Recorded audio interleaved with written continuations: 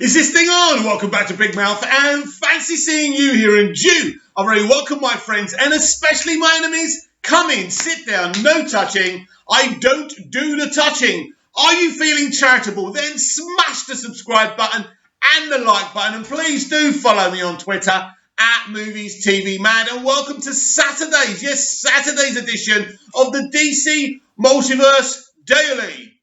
The smile goes. The frustration begins because yet again, Wonder Woman 84 has been postponed for the 1 billionth time. This time it's been postponed till Christmas, apparently to give Tenet room to breathe. Really? Really? That's your excuse? Imagine this, Warner Brothers, if you released Tenet, right? And in the territories you couldn't release it theatrically, if you released it on video on demand, renting it for about $20, 20 sterling or whatever, let's say via Prime Video. With your theatrical release, which has already globally reached 200 million, which is amazing considering we're in a pandemic. No good for your bottom line, but still not bad. And you released it on VOD in other places and territories. You couldn't release it theatrically. You would have bumped it up to 800 million globally by the end of its run, let's say for a month. And then you're still going to release it digitally and in the forms of hard copy for people to keep as well later on, like you normally do. Your money would have been there. It would have been the same take home. I know 800 million isn't the over $1 billion globally it would have made if there was no pandemic, but there you go. When the world changes, you've got to change with it. But these people don't understand. It doesn't matter if you bump it up to December. You're still going to be in the same situation. So what I'm assuming is they were willing to release it in October. They probably were going to make around the same money that Tenet would have been. But because they want Tenet to make more money and they don't want any competition or attention away from Tenet, they're delaying Wonder Woman 84. Look, this is pathetic. These people are absolute clowns. They don't know how to move with the times. They're obsessed with the theatrical release and they're costing themselves money. It's simple. Wonder Woman 84 as well could have been released theatrically and in territories where they couldn't release it theatrically, could have released it via Amazon Prime Video on VOD globally. It would have made its money and more. But as I say, if I can see this and they can't, then surely we can all see, boys and girls, that we really do have a big problem with this industry. And in terms of everything else they're doing right now within these industries, they're just dumb. They're just dumb. They didn't have to delay it. They've been delaying it and delaying it. Last year they postponed it. It had nothing to do with the pandemic. And this is why I'm frustrated. I just want to see this movie. So I'm not going to stand there and go, yeah, I want to see it on the biggest screen possible. When I've got a 50-inch telly. Most of you have got your sound bars and your 50-inch tellies. You know you have. And if you don't, if they're a little bit smaller, so what? You can still see the movie. It is ridiculous. We are in a pandemic and we have to move with those times. And you know what, Warner Brothers and other studios? If you're not willing to do that, then why bother? You know, why tell us you're releasing it on October the 2nd, 3rd, when you never had any intention? Why didn't you just say, we'll give you a date when we know a solid date? Because you don't know a solid date, do you? That's the thing. So I am incredibly frustrated. I do not agree with this decision. And the excuse that they're giving Tenet time to breathe is the most pathetic thing anyway. Anyway, I'm angry. And when I first heard this yesterday, I even said on Twitter, I may not even bother with fandom. But of course I'm going to bother with fandom because I'm a DC fan. Now listen, I'm not as excited about Fandom Part 2 as I was Fandom Part 1. We knew we were getting Zack Snyder's Justice League teaser trailer. We were getting the Suicide Squad panel with James Gunn and his people. Wonder Woman 84 are continuing a panel. Basically what actually DC Fandom Part 2 is partly, it's kind of rerunning what we've seen before with some new stuff as well.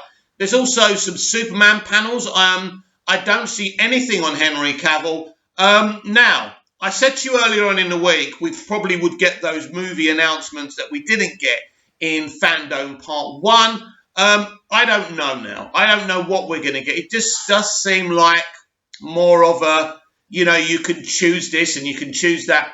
But is there going to be any announcements here? It's going to be very interesting. We'll see what happens. So I'm excited for Fandom. I'm just not as excited as I was for Fandom Part 1.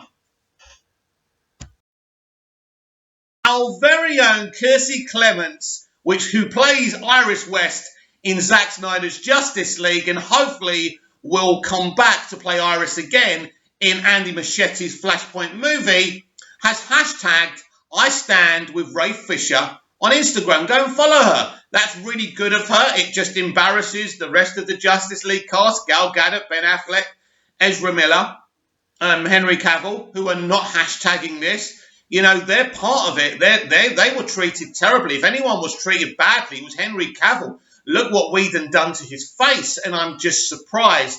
I know, they're successful people and they don't want to damage their careers, but at the end of the day, Ray's going to be in the Flashpoint movie. His career isn't damaged, so why would theirs be? So, really, top respect for Kiersey Clements for doing that. Go and follow her on Instagram. She's done the right thing. I do stand with Ray Fisher. I don't stand with everything he says, but in terms of what he went through and what he's fighting for, I agree. I just feel that Johns was removed. Everything's in place for us to have a multiverse for everyone. Not just for the Snyder fans, not just for the DC purists, for everyone. So if he wants to carry on with this, I'll stand with him.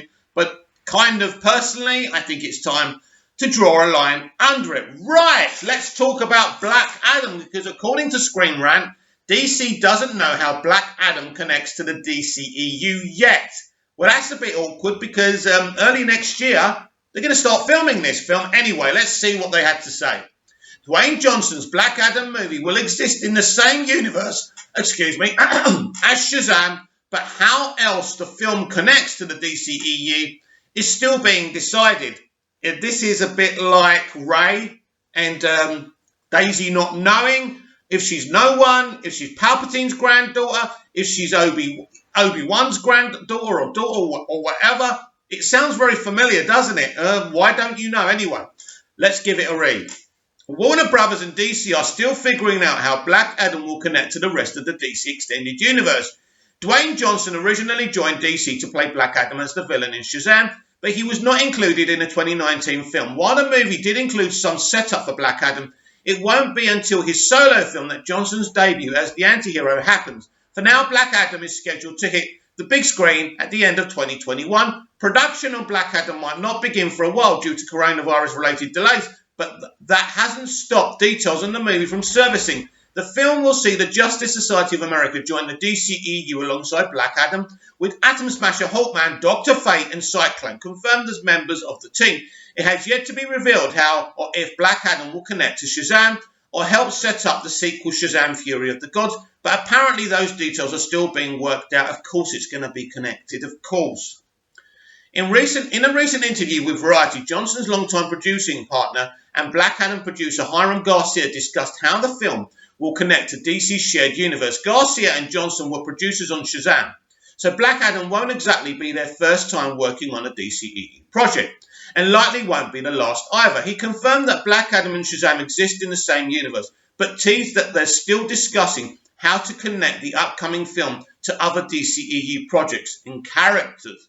Now, this seems like a little hint that maybe Cavill's Superman will be involved. That would be a great way to connect. Cavill's Superman is the starting off point for the DCEU. So it would be absolutely poetic, to have Henry as Superman in this film. We're working closely with DC in terms of what the plan is for how everyone fits together. It's still in the works, but obviously Shazam exists in the Black Adam universe. I can just say that we have a very big ambitions for Black Adam and all of the characters that we're introducing. How they're going to connect with other characters is still being laid out, but I think fans are going to be happy ultimately with the way we end up guiding it. So basically, they did an article saying that they don't know how they're going to connect it to the DCEU. In fact, Hiram's pretty much saying we're discussing it and doing it and planning it out as we speak. They don't go into filming to early January. So basically, typical Screen Rant, typical of these sites, absolutely disgusting. They know exactly what they're going to do. And I think it's what everyone wants, that Henry Cavill's Superman plays a role in this. Maybe he might be announced today in Fandom Part 2. I doubt it, but wouldn't that be exciting? After trying to replicate the... Oh my God, here I don't want to read this, but I'm going to read it. After trying to replicate the success of the Marvel Cinematic Universe, WB and DC are moving away from making sure all of their films are closely tied together. That is not true. The multiverse strategy is going to connect the films together. Not just the films, but the Arrowverse and all the other live-action universes they've got as well. Their films are closely tied. Wonder Woman, Aquaman, Shazam and Birds of Prey were all successful standalone stories that didn't require too much knowledge about other DC films to enjoy it. Yes, that was then. This is now. From Flashpoint, everything's going to be connected. It's as simple as that. This can still allow for some connections to be made, but might stop Wonder Woman, Superman, or other major heroes from appearing right away. No, you're wrong. You're wrong. Anyway, that said, the Black Adam presentation at DC Fandom included the Wizard from Shazam, so perhaps he'll return for the movie as one of its DC EU ties. Let's listen to this. Where are we? That said, the Black Adam presentation at DC Fandom included the Wizard from Shazam. So if the freaking presentation includes, right, the Wizard from Shazam, obviously the connectivity is being planned. You're contradicting yourselves. So perhaps you'll return for the movie, blah, blah, blah. The future for Black Adam and the JSA could be filled with other major DC EU connections as well. Johnson could appear in Shazam, Fury of the Gods, potentially, and most expect Black Adam to get a sequel at some point. The star has not been shy about voicing his interest in fighting Henry Cavill's Superman or the entire Justice League team. So a crossover of that kind of magnitude could come one day. Additionally, no, I think it's going to come in this film. And since the JSA characters also have their own stories and DC connections, many of them could return in future movies or even get a Justice Society movie, which I would love and you would love, obviously, of their own. Movie of their own. And all of this will be dependent on how Black Adam performs, but the franchise potential should make DC more confident in connecting it to their other properties early on. Right? Apart from what Hiram had to say in his quote, which was beautiful, right? And I think it laid the concerns that I had, right, when I first read the title for this clickbait article, right? I think it's pretty clear. From Flashpoint onwards, maybe even before, things are going to be more connective within the DCEU. Zack Snyder's Justice League is connected to Man of Steel and BVS. That's the HBO Max world, which they're going to carry on developing. So that's exciting. So there's a lot of little pockets being developed, you know, in DC live action. And as I say, there's going to be a lot of crossovers because they know that's what works. But what do you think, everyone? Are you excited for Black Adam? Because I am. I mean, Dr. Fate is one of my favourite characters. I never read Dr. Fate, but when I saw what a brilliant job Jeff Johns did in writing him, don't at me, by the way, in the Smallville feature film event Absolute Justice, I really fell in love with that character. So I really can't wait to see what they do with him in Black Adam. This is a massive, exciting project, and the more I hear about it, the more excited I get. Comment down below, like, share and subscribe, and I'll be back tomorrow with even more DC Multiverse Daily. And don't forget, tomorrow I'll be reporting on everything, every piece of news we get from DC Fandom Part 2 later on today. So I'll be very excited to bring that to you. See you again tomorrow. See you later. Be cool.